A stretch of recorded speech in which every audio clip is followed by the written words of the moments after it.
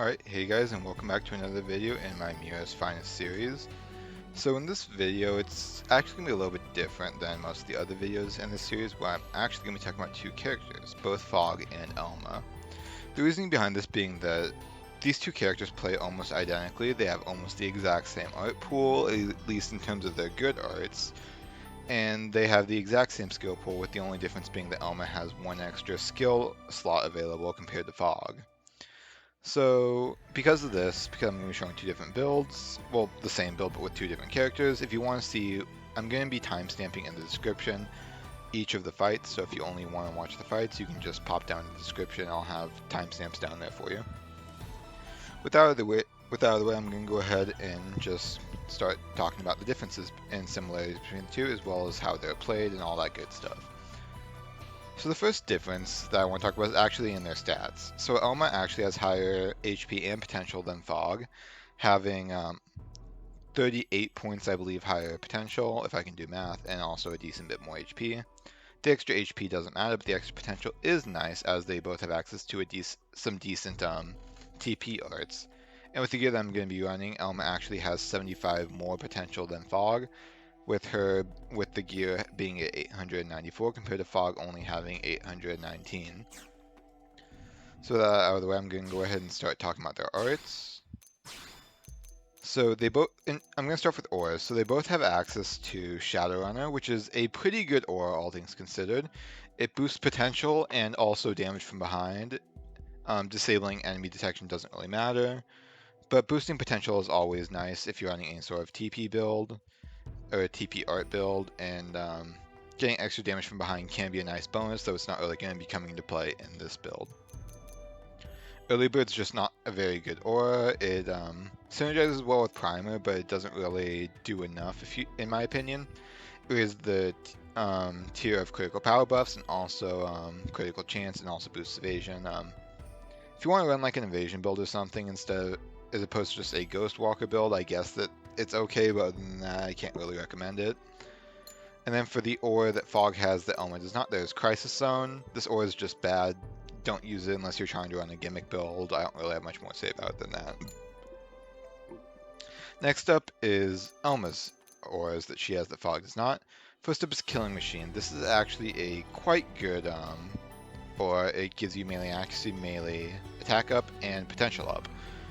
So if you're running a build that uses both melee arts as well as TP arts, this is a great aura, especially if you are in a solo setting or a setting where you don't have to worry about being behind the enemy to get bonus effects from Shadowrunner or something like 100 Shells. Then her other aura that she has is Thirsty Edge. This restores HP when landing melee attacks, which at first glance does seem like it's pretty good, and it actually does some decent healing. But the problem with it is that you're going to be running decoy on Elma probably almost every time. So healing doesn't really matter because you're not going to be getting hit. So it's just not a very good aura because of that. So you're probably going to be running either Shadowrunner or Killing Machine on her. So next let's talk about their buffing arts. First is Upper Hand, grants critical power. Is generally outclassed by their other critical power art, which is Primer, which also grants 200 DP. It has a slightly longer cooldown, but especially with Overdrive, that's not really a problem. And then the other buffing art that they both have is Blood Sacrifice, half your HP for 1000 TP. At first glance, this might not seem like a great deal, but you're mostly going to be using it to fill your TP gauge before battles anyways, so that is that. And then also it because you're probably running decoy, it doesn't really matter that you're cutting your HP in half because you're not going to be getting hit anyways. So next up is Ghostwalker, probably one of the best arts in the entire game because it grants one of the best buffs in the entire game in decoy. So decoy forces a certain amount of attacks into missing, and Ghostwalker will give you decoy 5, and it will also give you decoy 6 if you have the secondary or tertiary cooldown. Overall, just amazing art. You should really have this on any build you're running with Phog, and that's really about all I have to say about that. Next is Combat Limbo. This grants effect stasis, which basically what effect stasis does is buffs, as well as I believe also auras, will not have their timers ticking as long as you have this buff active. So let's say you use Primer and then you use Combat Limbo. Primer will not start going through its effect duration until Combat Limbo has worn off. And then for Elma's arts that she has her buffing arts that she has the Phog doesn't, Ghost Factory. This is a party-wide decoy buff, but it's only tier 3, which means with the tertiary cooldown you're only going to have tier 5, which makes it hard to get off a tier 6 buff with this. Not really a lot to say about that. Party-wide decoy buff is very nice, but being lower tier does it is also shorter cooldown and cost DP, so it has its benefits and its costs compared to Ghostwalker. Next up, I'm going to talk about the melee arts. First of all, 100 shells, 14 hit count melee art. It has a pretty long animation, so it's not as good as it does decent damage and it has a bonus effect from behind, but it's just not amazing because it has a very long animation, so the actual DPS from it is not incredibly high. Next up is Electric Surge. This is just simply not a great art. It does pair well with Crisis Zone and Blood Sacrifice if you want to run it, since it does extra damage when your HP is low, but other than that, it's just a pretty unspectacular melee art. And then there is Stream Edge, which does extra damage in range combo, 6 hit, pretty short animation, so overall it's a pretty decent TP art. If you have the extra slot, there's no real reason not to run it. It's just pretty solid in general, so that's all I have to say about that. And then Backslash. Extra damage from behind, solid melee art, single hit count. And then Elma's art that she has that Phog does not is Shadow Strike, which does extra damage from behind, single hit count, and it inflicts stagger. These two arts are pretty similar. Shadow Strike has slightly lower hit scaling, but a better bonus effect. Not really a whole lot more to them other than that. So next, let's go ahead and talk about the ranged arts. They both have access to Sliding Slinger, which is a low damage art that it's useful for TP economy. Gives you extra TP when attacking from the side, as well as extra TP on the secondary and tertiary cooldowns. Then they also both have access to Executioner, which is an amazing TP art just in general. Very short animation, 12 hit count, and pretty decent scaling, as well as extra damage in ranged combos. This is going to be the main damage dealer of most builds that you run with these two, so just keep that in mind and just know that it is a very powerful art. And then for the art that Phog has that Elma does not is Sky High. It's a decent art. It's definitely more powerful than Sliding Slinger, but it's not something that I would say it's not a particularly powerful art and not something that you really are going to be running terribly often. And speaking of not powerful arts, there is Elma's ranged art that she has that Phog does not, which is Violent Streak, which is another art that's main purpose is TP economy. It gives extra TP with critical hits, which can give value to early bird, but overall I would say it's just not worth running. And yeah, it has a long animation, it's 5 hit count, it's just not very good. And then the last art that they both have is their debuffing art, if I can find it, Side Slash. It's a 2 hit count art with immediate reuse, so it can get you a lot of potential, or a lot of TP during overdrives, and it is very useful because of that. Also, I don't think I really said it, but Phog and Elma both they're not really good support characters, but they do a lot of damage in their own right because they can run decoy, which leaves a lot of room open to run potential, because you don't really need to invest otherwise into defenses. So you can just run all your augments as potential up. And Elma is slightly better at team play because she has Ghost Factory as opposed to Ghostwalker, so she can give decoy to the whole party. And then for skills, Elma and Phog have the exact same skills available, except Elma has an extra skill slot, so I'm just going to kind of go through those real quick. Agile Gunslinger, if you want to run an evasion build with early bird, this can be like alright, I guess. It's not spectacular, and honestly there's probably better things to run. If you want an evasion build, you should probably be just running a knife build on the main character, on cross, so not really a whole lot more to say about that. Steady Hand boost ranged accuracy, can be handy for, making it so you hit attacks. Background noise pairs well with Shadowrunner, and attacks like Shadow Strike, Backslash, and 100 Shells. It's not really useful for this build because this is a solo build, so the Pharsis is going to be facing me, but it is a pretty good pretty good skill all around. Master's Edge boosts critical hit rate when you're wielding a melee weapon. It's decent. It's not a particularly good skill, but it is there if you want it. World enemy boosts damage to humanoids.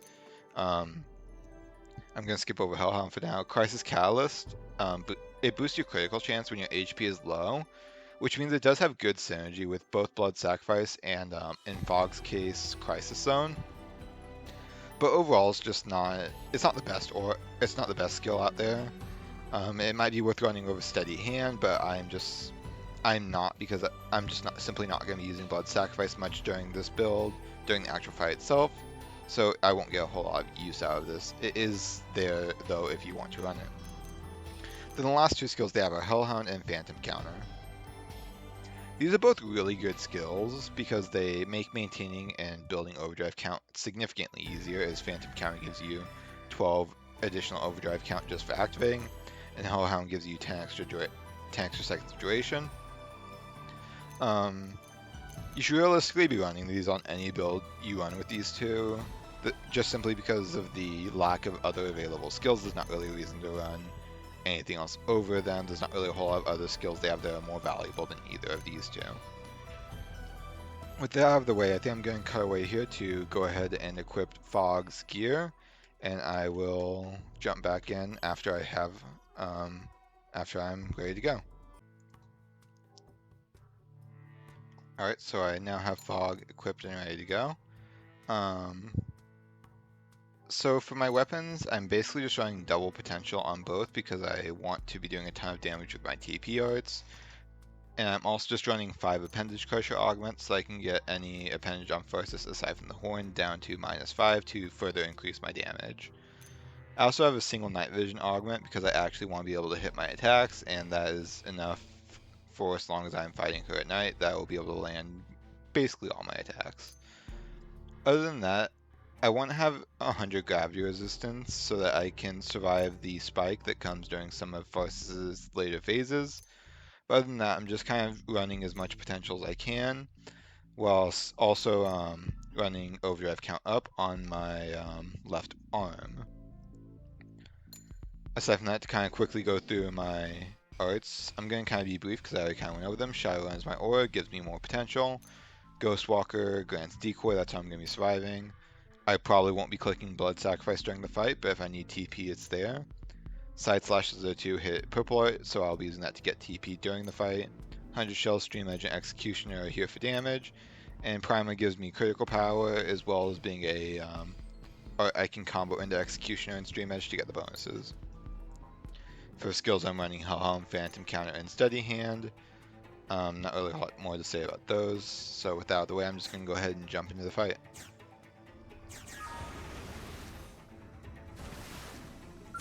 So as usual, I'm going to go ahead and just target the wing. Doesn't really matter what appendage you target as long as it's not the horn. And pressing the wrong buttons.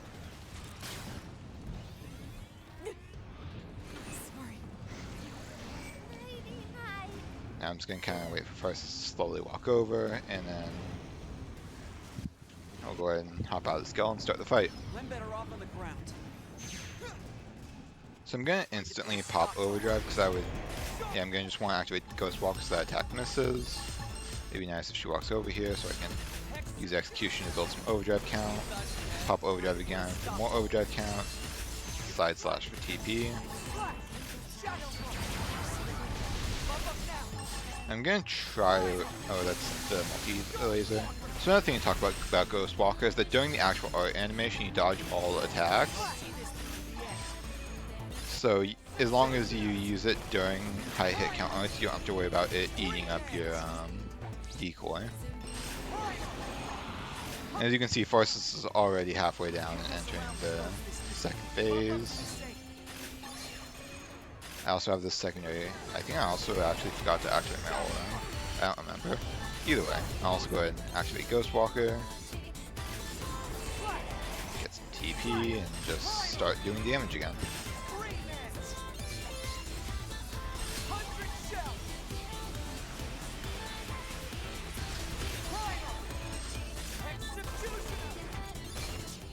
And that was the fight.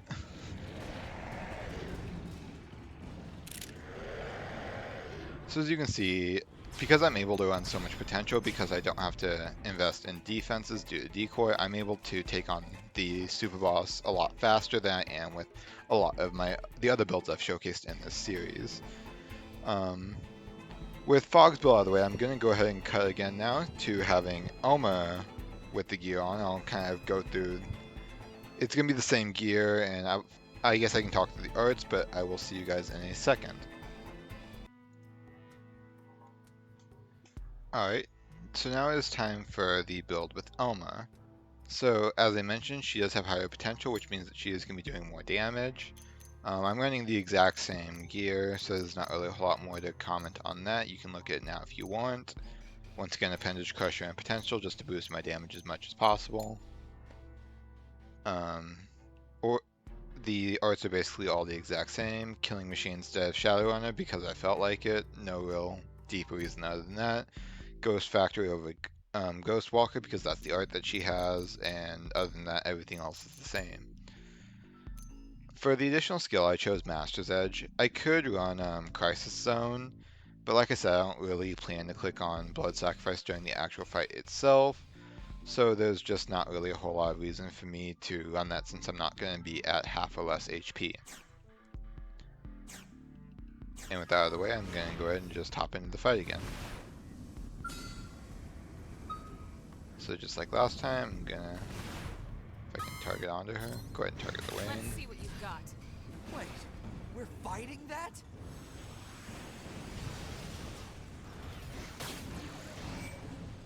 I'm just gonna go ahead and back over here to the mouth of the cave and wait for Pharsis again. Right.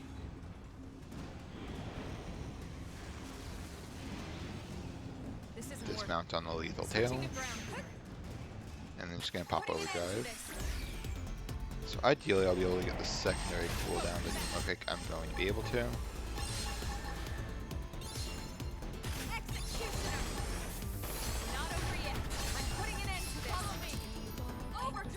I need some TP.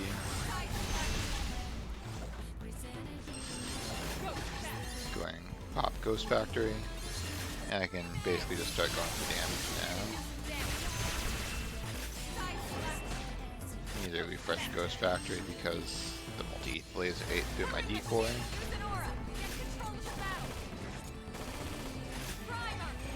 Now I can just go ahead and start doing damage. So I'm going to want to refresh Ghost Factory pretty soon because I got a pretty low buff tier out of it there. Go and get some TP back.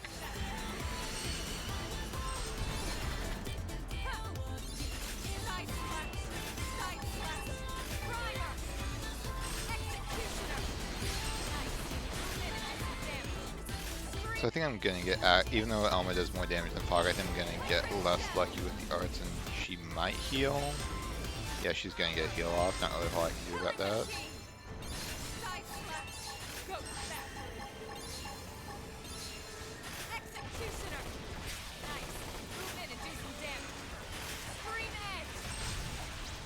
She should die here with the 100 shells though. And that was the Pharsis on solo build with Elma. So much like Phog, because you're able to run so much potential, there's really not any, or she's able to handle the fight a lot better than a lot of other NPCs because she's just able to put out so much damage so quickly because she has, 894 potential as well as 5 Appendage Crusher augments, so yeah, not really a lot more to say about that. I hope that you enjoyed this video. It used decoy, which I don't like to do too often, but it is probably the strongest suit of dual guns in general. So I felt like it was probably important to show that at some point. And Phog and Elma would have both struggled with other really any of the super bosses if I did not have them using decoy. So I don't think I really have a whole lot more to say. I hope you've enjoyed this, I guess, double character video. And I will see you guys next time. Bye.